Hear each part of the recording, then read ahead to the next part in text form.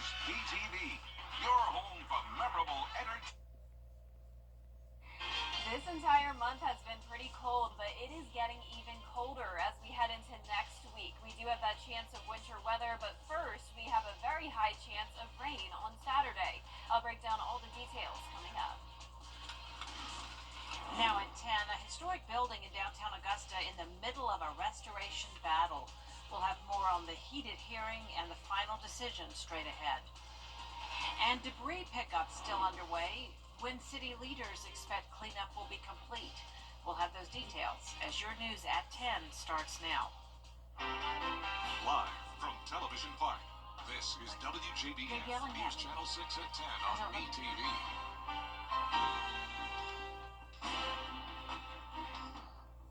We thank you so much for joining us tonight. And as we are looking ahead to what may be another wintry mix, let's check in with our chief meteorologist, Jenna Petracci. Yeah, we're definitely going to see some interesting weather conditions unfold as we head into next week. But in the meantime, it's pretty quiet. We have clear skies. The winds are definitely much lighter than earlier. That was a look at our Terry Lambert Hyundai Skyview cam from Wellstar MCG Health. This morning, we had a very cold start, 24 degrees, putting us 11 degrees below normal. And our high today was right on track with average, 59 degrees. So we just cannot see that 60-degree mark. But at least we got about as warm as we're going to get this month at 59. Our record is 80, set back in 2013. Hard to picture that. Feels like it hasn't been warm in a while. But the record low was 12 degrees, so we're not quite that cold. The temperatures are actually much warmer than they were yesterday, especially in our southern line counties by around 10 to 13 degrees. We're still seeing a lot of 40s, but Barnwell, you're at 39. 41 in Allendale, Bamberg at 44. Aiken, you're sitting at 46 degrees this evening. 44 in Crawfordville and 45 in Edgefield. The dew points are low, still in the 20s, so we have a lot of dry air in place, and the winds are coming in from the west. So the sustained winds are up to around 10 miles per hour. The gusts are now up to only around 20. That's the case in Waynesboro, 18 in Evans. So the winds earlier today were gusting up to 30 miles per hour due to this cold front passage. Now they're starting to settle down. So that lake wind advisory we were in was actually dropped earlier. That was originally supposed to expire at 1 a.m. It already expired now. So you can see by tomorrow morning we'll have calm winds right down to around 30 by 8 a.m. And as we look ahead here, as I mentioned at the top of the show, a rainy start to the weekend, followed by that Arctic blast with winter weather possible throughout the middle of next week. I'll have your full Viper 6 forecast coming up shortly, but back to you, Jenny. All right, thank you so much, Jenna. The end is in sight for debris pickup, but before we tell you about that, we want you to know about the Historic Preservation Commission holding a hearing over possible violations and infractions by both the Historic Augusta Preservation Ordinance and the City Building Code. It's over the First Baptist Church of Augusta property on Green Street. Isabella Moody was there. A heated hearing at the Augusta Municipal Building about the future and current state of the old First Baptist Church of Augusta. The church has been there since 1902 and was the founding site of the Southern Baptist Convention. It is also on the National Register of Historic Places and Downtown Historic District.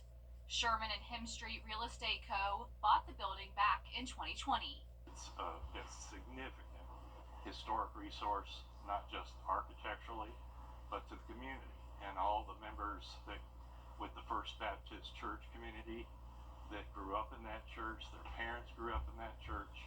It's no longer active as a First Baptist Church, but it's still in the hearts and minds of Augustans.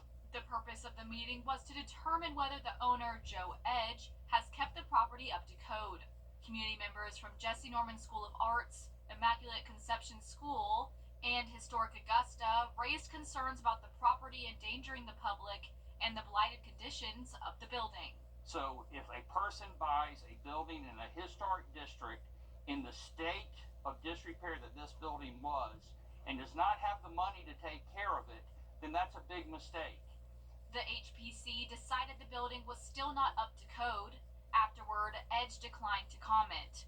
But in a statement earlier today, he said, while the progress might not be as quick as some would like, there has been progress, and any notion that the building is a nuisance or risk of life safety to anyone is factually incorrect. We weren't singling out the owner, we were singling out this building because this building is so important. After a 2.5-hour meeting, the commission came to a decision to give the owner 10 days to start the process of getting the building up to code. In Augusta, Isabella Moody, WJBF News Channel 6. Turning now to debris pickup in Augusta. Since the first week in October, the big disaster recovery trucks have been rumbling, collecting storm damage. And tonight, we're getting an idea of when the last pass will be coming.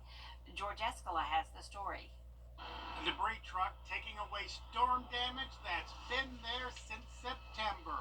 The city working to finish the job before the deadline for 100% FEMA reimbursement. February 4th is going to be the deadline, so we are starting. But hopefully we'll be finished, or at least be substantially complete by then. 3 months of work has noticeably reduced the number of debris piles, so much so now the city's debris manager announcing the timetable for the final neighborhood pickups.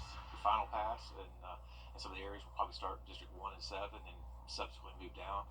But what we're going to do is we'll make announcements based on voter precincts. The plan is to start the final passes middle of next week, though some city leaders feel that's jumping the gun.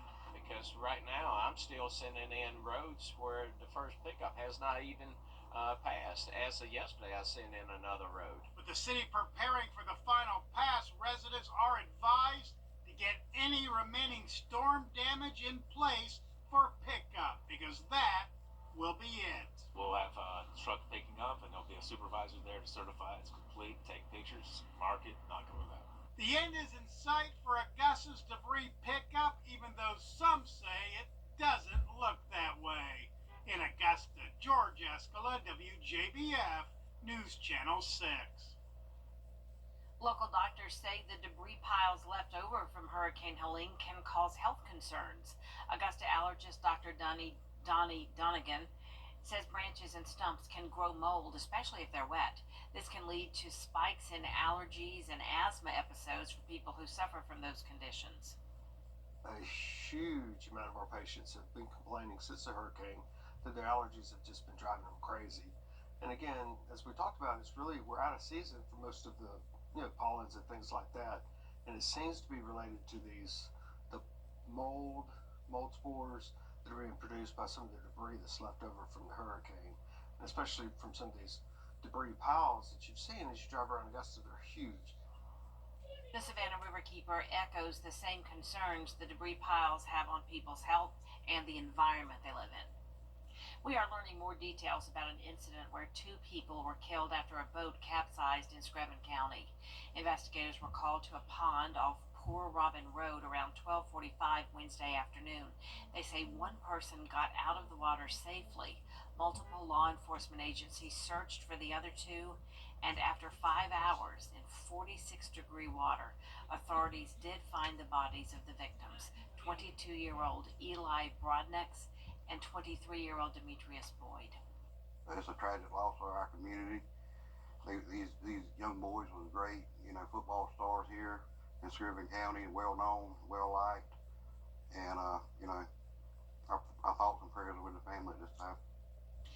The sheriff's office is still investigating the circumstances leading to these deaths, but they do not suspect foul play at this time.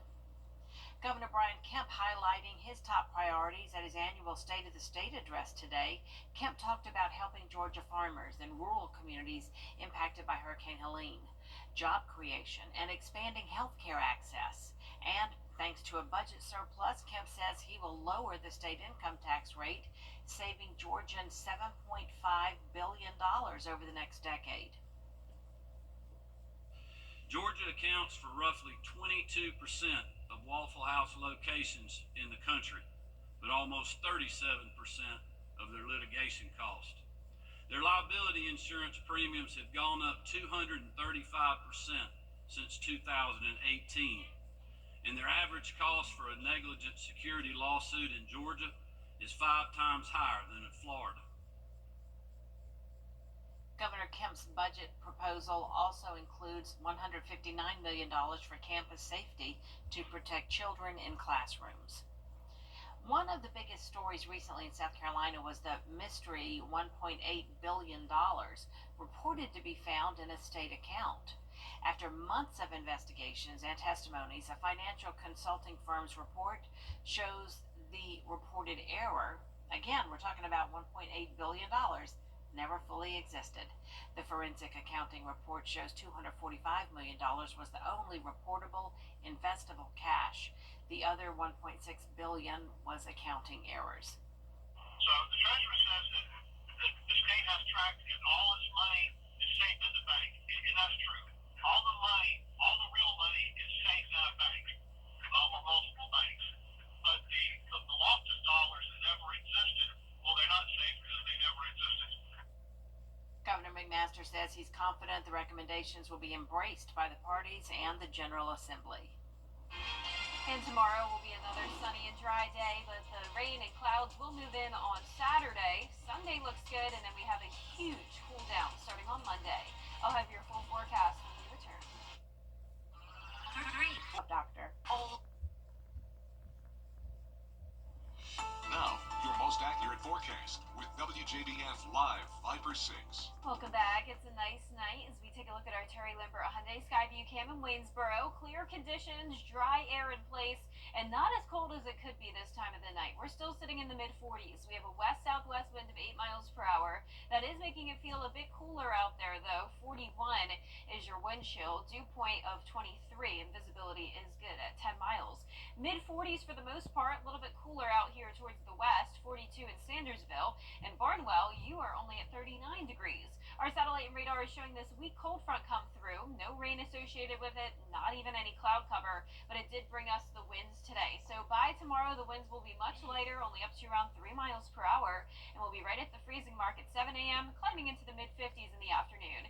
Here's a look at your MLK 3-day weekend. Temperatures are going to be in the upper 50s for now, and I know this looks like a typo, but it is not. We are dropping by 20 degrees on Monday to a high of 38. But first, we do have that rain to get through on Saturday, so let's take a look at it now on our Futurecast. Tomorrow at 8 a.m., skies remain clear, a nice start to our Friday, but here's the clouds. High-level clouds moving in Friday evening, and then rain on the way as we head into the overnight hours of Saturday morning. There will be a bit of a break Saturday afternoon, but then another round of rain comes in the evening, and some of that could linger into Sunday morning. So here's our Futurecast closer to home. Saturday at 4 a.m. We'll have widespread light showers across the area, some heavier downpours possible here and there, but I'm not expecting any thunderstorms, so this is just a rain event. And then if you want to get out and about Saturday afternoon, you will have opportunity to do so. It just will remain cloudy, and you may have a few sprinkles to deal with.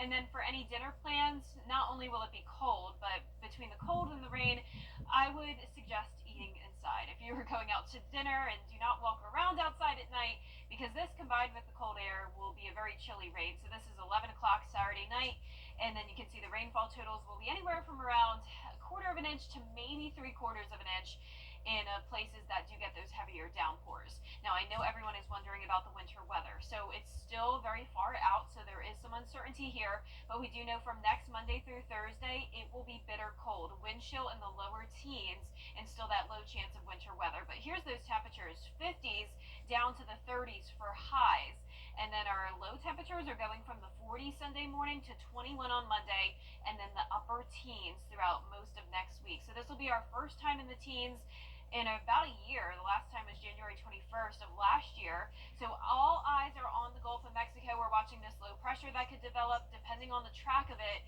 that will determine what type of weather we see. Now, our lows tonight are going to be in the upper 20s through low 30s, and our highs tomorrow are going to be in the mid to upper 50s. Now, here's a look at your 10-day forecast. We'll see the rain on Saturday, and then a few showers into Sunday as well. Back to sunshine as we go into Monday, and then that isolated chance of winter weather next week with the cold air. And we'll be right back.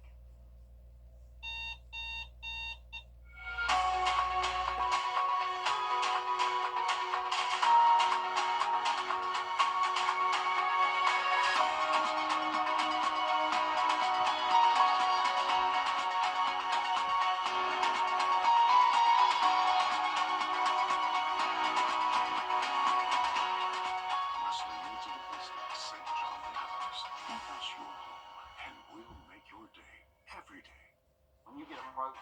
$5,600 in average finance savings. Visit Master GMC. Every day, ordinary people in the CSRA do extraordinary things to serve our community. Each month, News Channel 6 recognizes these outstanding volunteers with the Giving Your Best Award. Do you know an everyday hero who goes the extra mile to help others? Nominate them for the Giving Your Best Award by visiting WJBF.com and filling out the entry form. Sponsored by Science Co., Piedmont Augusta, Security Federal Bank, and News Channel 6.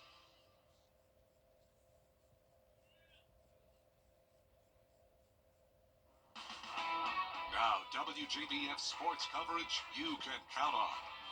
High school basketball season is in full swing, and a key matchup to look out for this Friday is on the girls' side. Josie and Thompson squaring off in a 2A region battle. The 13-2 Josie Eagles practiced in their home gym earlier this afternoon, with the assistant coach Jamal Bailey preparing his team for the 16-1 Thompson Bulldogs. Both teams 3-0 in 2A region play. The Eagles' only losses on the season were to North Augusta and St. Francis. Besides a 56-52 overtime win against Butler, Josie has posted dominating victories this year. The Eagles, no strangers to its success, with making multiple Final Four appearances over the years. The Bulldogs pose a tough challenge, though, but nothing the team can't handle. We're playing Thompson, the #1 team, so I think tomorrow is going to be more of a defensive game, so we have to play hard defensively. We have to work together, talk. It's going to be a loud, packed out gym, so we have to like do signs and talk to each other and stuff. I'm really looking for them to like be very much aggressive and like a hard working, like a really aggressive team. So as long as we play calm and we don't like play how they play, we're going to be just fine. Tip-off is set for Friday at 7 p.m.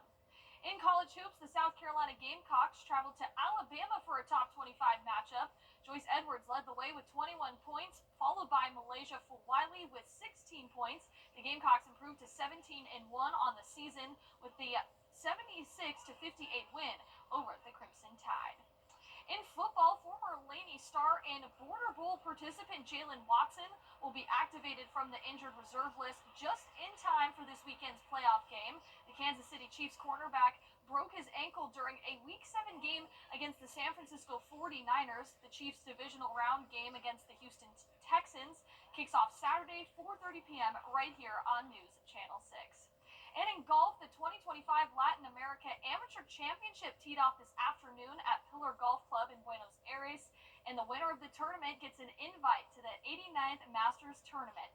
The Masters, the RNA, and the USGA all organized this year's event. Fans can watch 108 of the top male amateurs of the region from now through the 19th. The field consists of players from all over Latin America. In fact, 29 different countries. The first and second rounds already aired live on ESPN earlier today, and that'll do it for sports. We'll be back. Hi, boys and girls.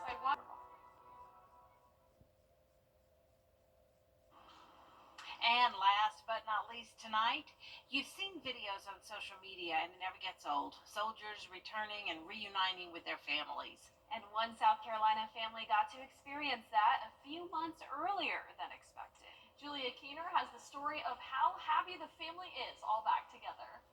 The Land children woke up for school this morning thinking it was just another day at school. Josh Land spent the last 9 months in Kuwait as the second in command over a chemical unit. I'm ready to see my children again. He just got back to the upstate after wrapping up his 4th deployment, but he had one more mission to complete. The father of 6 surprised his children at Woodland Heights Elementary School. Through the laughter Were you surprised? and some happy tears, Land says although he has done this many times now, it never gets easier. Because for me, time stopped. But at home, time doesn't stop. And so having to figure out how to integrate again is one of the hardest things about having to come home. However, he says by making a conscious effort to video chat every single day, the transition is easier on everyone. There's a 9-hour time difference. So making a point every day to have that 5 or 10 minute phone call through video calls to keep that communication line and to let them know that I'm okay and for me to see that they're okay. His wife Kayla says those calls meant everything. It was hard, but like he said, the communication was key. The communication was key. We very much talked every day. I mean,